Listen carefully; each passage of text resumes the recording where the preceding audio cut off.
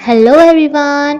Friends, ये कहानी है एक ऐसे पर्सन की जिसके अंदर पावर है टेलीपोर्ट होने की, लेकिन इसकी पावर्स इसके काबू में भी नहीं है एंड इन्हें परफॉर्म करते हुए इसे काफ़ी पेन भी होता है, जिनसे ये काफ़ी परेशान है, लेकिन जी रहा है सिर्फ अपनी बहन के लिए, जिसमें कि इसी की तरह पावर्स हैं लेकिन टेलीपोर्ट होने की नहीं बल्कि फ्यूचर को देखने की। लेकिन इसकी हालत काफ़ी ख़राब होती जा रही थी, जिस पर इसका भाई काफ़ी परेशान था। इसे एकदम से विजन्स दिखाई लेने लगते हैं, जिस पे इसका भाई काफ़ी घबरा के इसके डॉक्टर को फ़ोन लगा देता है, लेकिन इसने अभी अभी अपने भाई का फ्यूचर देखा था। जैसे बताती है कि वो लड़की पेंटर है जिससे कि तुम्हें फर्स्ट किस मिलने वाली है। इसका भाई इसे कहता है कि आज के बाद मेरा फ्यूचर बिल्कुल भी मत देखना। ये डॉक्टर शीलांग अपनी पेशेंट को बहुत ज़्यादा पसंद करता है, लेकिन इसे नहीं पता था कि इस पेशेंट का भाई एकदम से यहाँ पे टपक गया था, जो कि इसे बताता है कि हम एस्पर्स को जो इतना ज़्यादा पेन होता है, इससे रिलीफ हमें सिर्फ हीलर्स ही दिला सकते हैं। लेकिन उन बेचारे हीलर्स को तो इतना भी मालूम नहीं है कि वो हमारी हेल्प भी कर सकते हैं। तुम्हें अपनी बहन के लिए कोई हीलर ही ढूंढनी होगी। ये इसे एक डॉक्टर हीलर के बारे में बताता है, लेकिन उनकी 10 साल पहले मौत हो चुकी थी। उनका घर अचानक से जल गया था, जिसके बाद उनकी पूरी फैमिली गायब थी। कीशु इसे एक डॉक्टर के बारे में पता करने को कहता है एंड यहाँ से गायब हो जाता है।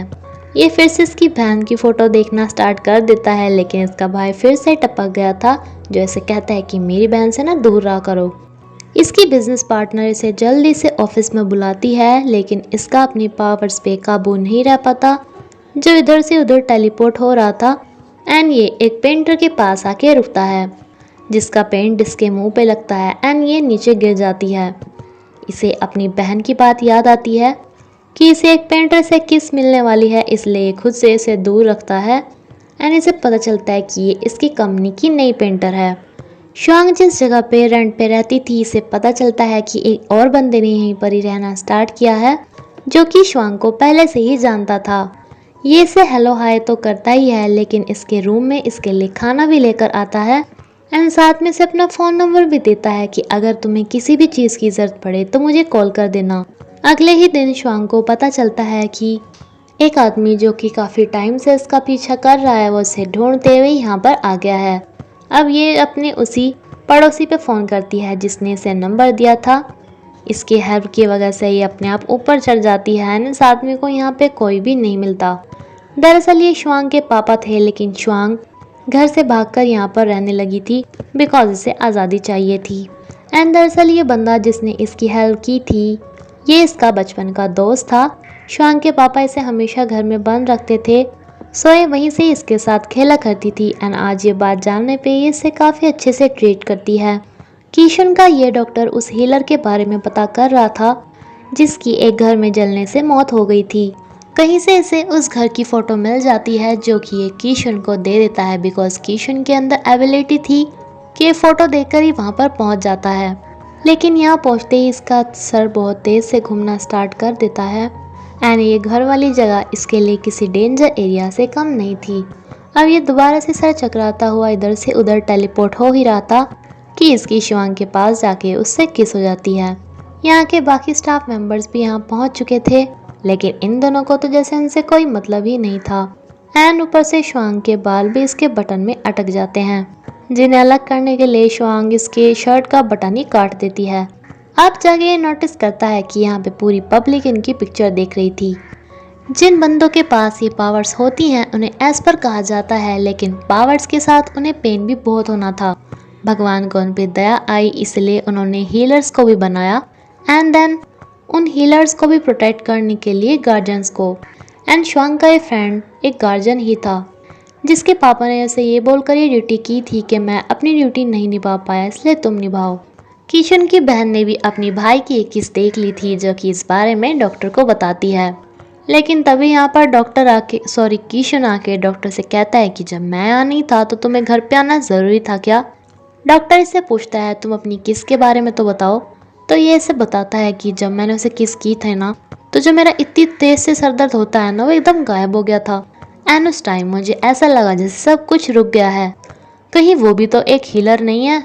लेकिन ये डॉक्टर से कहता है कि जब किस करते हैं ना तो बिल्कुल ऐसा ही लगता है, इसमें कोई अलग बात नहीं है। अपने शक को कंफर्म करने के लिए ये शुआंग का पीछा करना स्टार्ट कर देता है।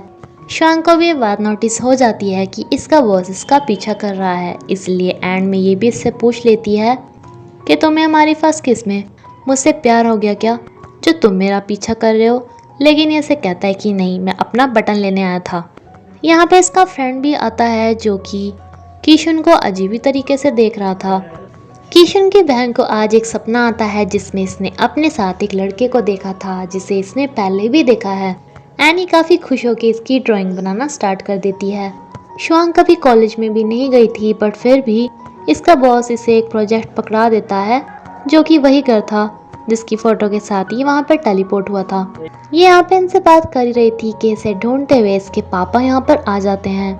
ये जल्दी से अपने बॉस को बताती है कि ये मेरे पापा हैं, मुझे इस कंपनी से ले जाएंगे, इसलिए प्लीज़ हेल्प करो। एंड ये इसे अपने टेबल के नीचे छुपा लेता है। एंड इसके पापा को बताता है कि हाँ, आपकी लड़की यहाँ पे काम तो करती थी, लेकिन वो मेरा इतना बड़ा प्रोजेक्ट छोड़ के चली गई जिससे हमारी कंपनी को बहुत बड़ा नुकसान भी हो गया। शुआंग के पापा इसे कहते हैं कि कोई बात नहीं, नुकसान मैं तुम्हें पे कर दूंगा। शुआंग इसे नीचे से लड़ने के लिए आती है कि क्या कहा, मैंने तुम्हारा कौन सा नुकसान कर दिया। लेकिन ये दोनों एक दूसरे के काफ़ी क्लोज आ जाते हैं। अब इन सभी के सामने इनके बॉस की किस हुई थी शुआंग के साथ, तो ये उन्हीं के बारे में गॉसिप्स कर रहे थे। लेकिन यहाँ पे कीशुन के बिजनेस पार्टनर की एंट्री होती है जो कीशुन को लाइक करती है। एंड ये इन सभी को कहती है कि हमने तुम्हें यहाँ पे गॉसिप्स करने के पैसे दिए हैं क्या। देन ये कीशुन को भी कहती है कि वो तो आज तक कॉलेज में भी नहीं गई एंड तुमने उसे इतना बड़ा प्रोजेक्ट पकड़ा दिया।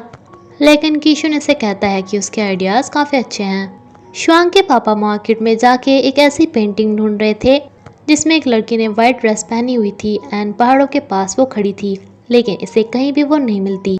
लेकिन इसके साथ साथ ही इसका कोई पीछा कर रहा था। शुआंग अपने रूम पे नहीं जा सकती थी बिकॉज इसके पापा ने वहाँ पे कब्जा कर रखा था, तो ये अपने ऑफिस में ही रात को रहना चाहती थी। लेकिन ये देखती है कि केबिन की ये घर पे ही भूल आई है, इसलिए ये वापस से अपने फ्रेंड के रूम में आती है। बट इसका फ्रेंड कहता है कि तुम यहीं पर ही सो जाना। ये भी इसकी बात मान लेती है बिकॉज इसे अपना फ्रेंड मानती है। यहाँ पे सेम ऐसा टेडी था जो कि इसके पास बचपन में था, लेकिन वो टेडी डिस्ट्रॉय हो चुका था। इसे लगा था कि टेडी उसके जैसा ही है, लेकिन ये तो इसके फ्रेंड को भी पता था कि ये टेडी शुआंग का ही था। एंड इसका ये फ्रेंड इसे बहुत ज़्यादा पसंद करता है, जो कि इसकी काफ़ी केयर भी करता है एंड सुबह का नाश्ता भी इसे करा के तब ऑफिस में भेजता है। जब ये इसे ऑफिस छोड़ने के लिए जाता है तो इसके सारी कलीग्स काफ़ी हुटिंग कर रहे थे, जो कि इन मैडम को बिल्कुल भी पसंद नहीं आता। सो मिस वांत्यान इसे कहती है कि ग्रेजुएशन तो तुम्हारे पास वैसे भी नहीं है, इसलिए अगर तुमने एक भी गलती की ना तो मैं प्रोजेक्ट में से तुम्हें निकाल दूंगी। ये अपनी कलीग से क्वेश्चन पुटअप कर रही थी, लेकिन इसके बॉस को भी अपना इन्वेस्टिगेशन जारी रखना था, जो इसे प्रॉब्लम बताने के बहाने इसे टच करता है। लेकिन इसके सर में बहुत तेज़ दर्द हो जाता है, इसलिए इसे बोल के चला जाता है कि अगली बार ना मुझसे इतनी ईजी सी प्रॉब्लम मत पूछना। इसे शुआंग के सर में से पता नहीं क्या लेना था जो कि इसे नहीं मिल पा रहा था, इसलिए अब ये काफ़ी तैयारी के साथ आता है, जो कि सोच रहा था कि इसे किस करके देखेगा कि पहले की तरह कुछ अलग सा फील होता है या नहीं। ये इसे बोल ही रहा था कि ये, लेकिन शुआंग भी इसकी तरफ को अट्रैक्ट होने लगती है, लेकिन इससे दोबारा किस नहीं हो पाती, जो इसे बोल के चला जाता है कि ये सारा का सारा दोबारा करो। शुआंग के पास इसके बॉस का मैसेज आता है कि वो इसे लेके उसी जगह पे जाएंगे जहाँ पे वो प्रोजेक्ट होना है। इसका दोस्त इसे कहता है कि अगर वो हिलर हुई तो ठीक, अगर ना हुई तो। ये कहता है कि हिलर ना हुई तो उससे मेरा कोई वास्ता ही नहीं। जिस पे इसका दोस्त कहता है कि अच्छा, और अगर उसे तुमसे प्यार हो गया या फिर तुम्हें उससे प्यार हो गया फिर। एंड इसी के साथ ये एपिसोड यहीं पे ख़त्म होता है। फ्रेंड्स प्लीज़ मुझे कमेंट करके बताना कि मुझे ये सीरीज़ आगे एक्सप्लेन करनी है या नहीं। Thank you.